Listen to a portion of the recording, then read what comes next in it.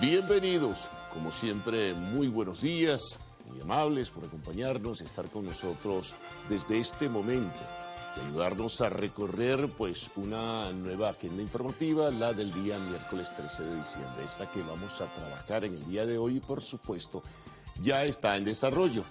La invitación abierta para que se involucren a partir de este momento, puedan comenzar a escribir sus mensajes. Tenemos en apertura la cuenta social X, antes conocida como Twitter, y por allí canalizamos, desde luego hay otras redes sociales de Televen, pero por allí canalizamos fundamentalmente los mensajes y las inquietudes que ustedes plantean y que presentamos siempre al cerrar el primer segmento, la primera parte, no el primer segmento, la primera parte del noticiero de Televen. Así que bueno, a la orden siempre y agradecerles la audiencia. Esta agenda está marcada nuevamente por el tema del Esequibo. Recuerden, mañana hay una reunión importante en San Vicente y las Granadinas, un país del Caribe, cuyo anfitrión, el primer ministro Ralph González, estará allí para dar la bienvenida a los presidentes de Venezuela y Guyana para conversar sobre este tenso tema que ha marcado pues la pauta en las últimas semanas, yo diría que un poco más en nuestro país y que ha tenido desde luego repercusión internacional significativa. Pero ¿cuáles son los nuevos elementos que se van agregando al tema? Empecemos. Bueno, ayer hubo declaraciones del presidente de Guyana, Mohamed Irfan Ali, que ofreció declaraciones a la BBC Mundo y allí ofrecía algunos detalles sobre lo que él considera y cuál es el nivel de interés y expectativa que existe sobre esta reunión que se realizará mañana, como dijimos, en San Vicente y las Granadinas. Dijo, un poco recordando, es una extensa entrevista que pueden ustedes ubicar en ese portal BBC Mundo, pero allí decía Mohamed Irfan Ali que, bueno, allí no se va a discutir ninguna situación territorial, no se va a hablar sino simplemente de la forma o manera de cómo tienen que bajar las tensiones. Él habló de paz, de convivencia pacífica con el vecino. Sin embargo, recordaba que ha habido advertencias e incluso amenazas de parte del gobierno venezolano con la toma del territorio de la Guayana Esequiba con mayor fortaleza después de la realización del referéndum consultivo, que ellos lo evalúan y lo interpretan de otra forma. Y reiteraba que la decisión final alrededor del tema de la disputa territorial tendrá pues que surgir de una decisión que será inapelable de la Corte Internacional de Justicia, que asumirá como tal, decía Mohamed Irfan Ali, Guyana. Más bien se sabe que el gobierno venezolano, y así se recogía en las preguntas del referéndum consultivo, no será aceptado como tal o aceptada como tal la sentencia que surja de la Corte Internacional de Justicia. Sin embargo, dijo que lo mejor era entenderse, llegar a algunos acuerdos, pero que se interpretaba de sus palabras que no se generaran mayores expectativas más allá de lo que pudiera pensarse, porque allí no se va a hablar ni se va a negociar ningún territorio, porque el territorio de Guayana es de Guyana como tal, según decía.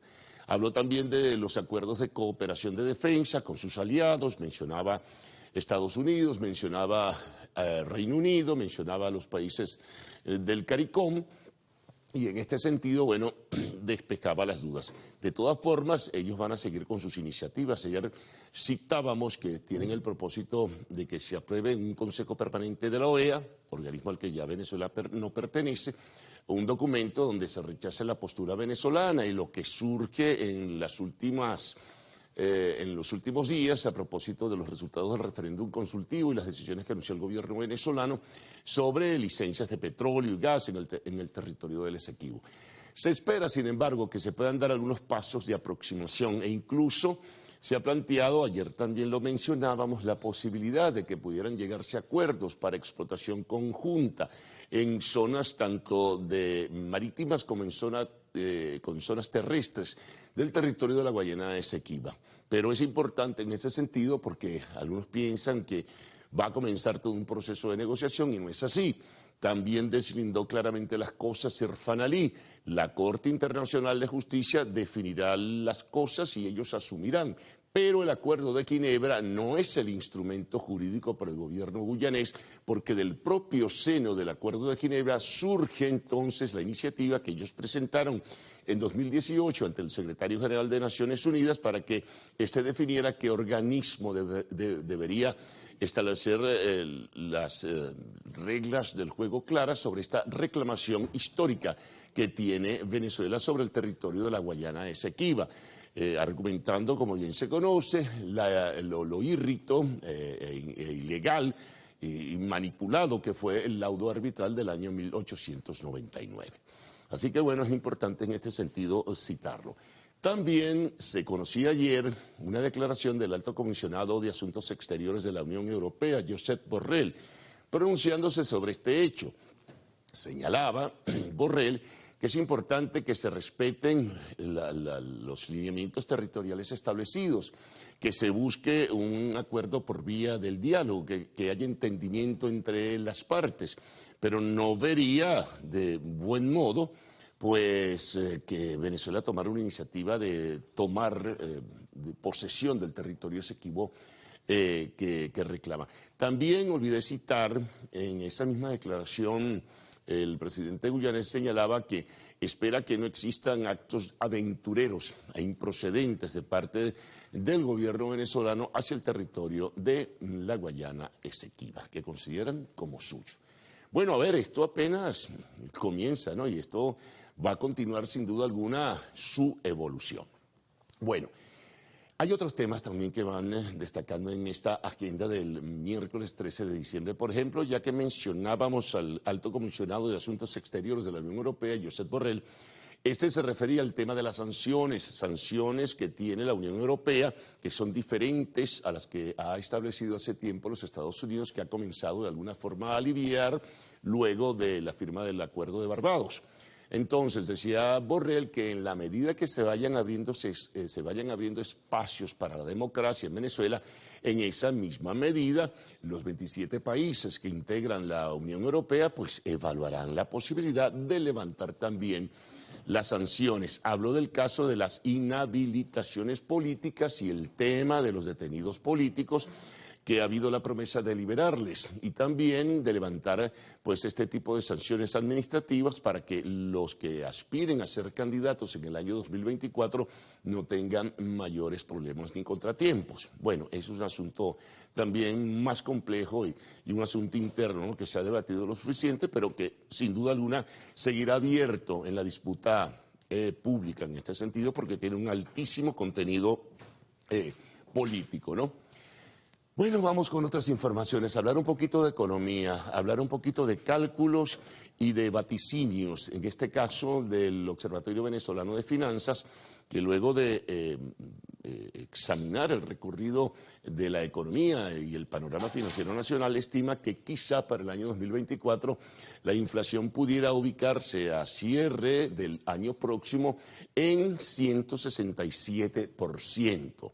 Mientras que la paridad cambiaria, fundamentalmente la paridad de dólar-bolívar, podría ubicarse en 67.1. Cerrará por lo menos lo que se aprecia este año en 38 y tanto, quizá pueda llegar a 39, aún no se define. Estamos hablando hoy, miércoles 13 de diciembre, pero es la proyección. Y también el Observatorio Venezolano de Finanzas señalaba que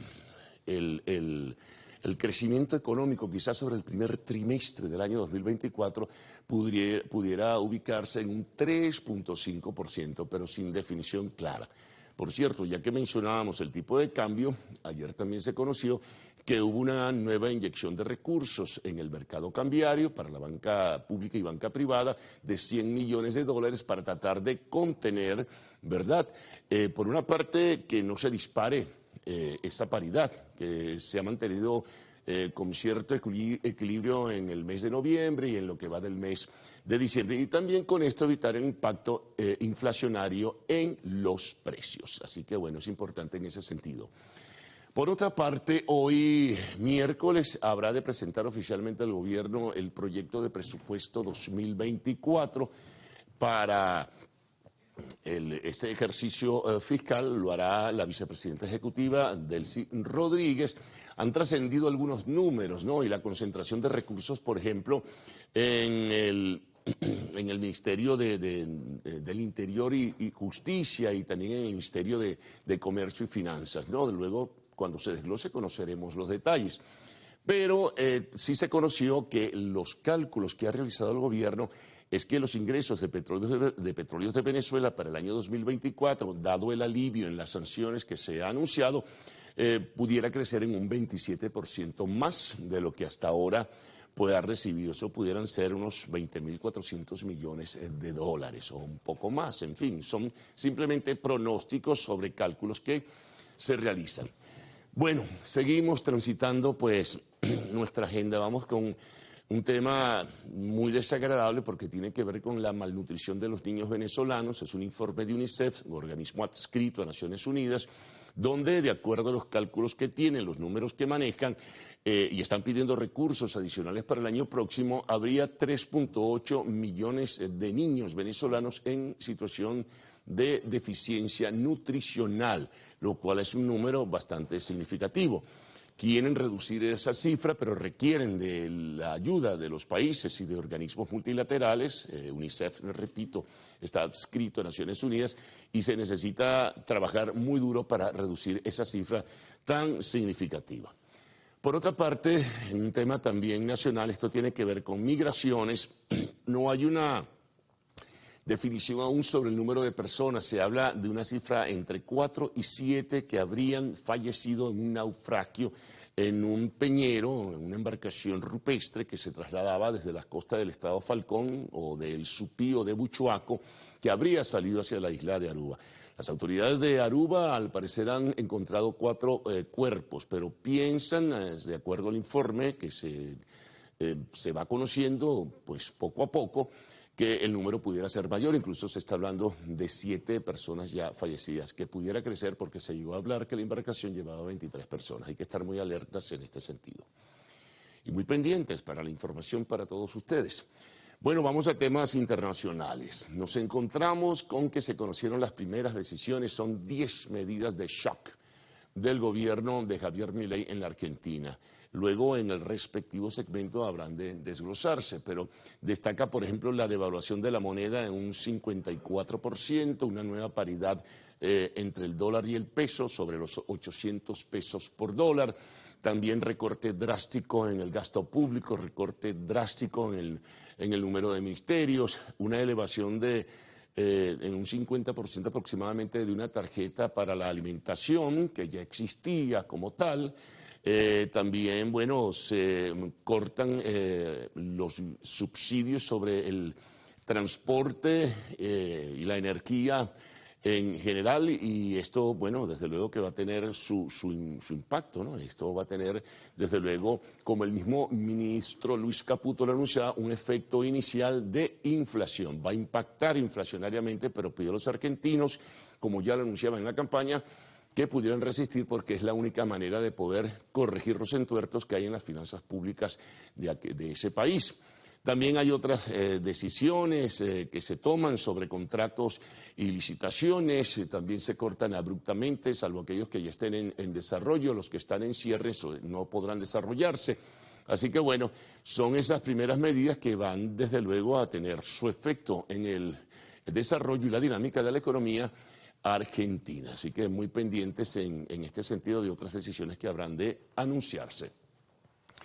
Por cierto, el Fondo Monetario Internacional, a nivel de sus comisiones técnicas, aplaudieron las decisiones que eran necesarias para poder comenzar a trabajar y corregir esas dificultades que son muy severas de la economía argentina.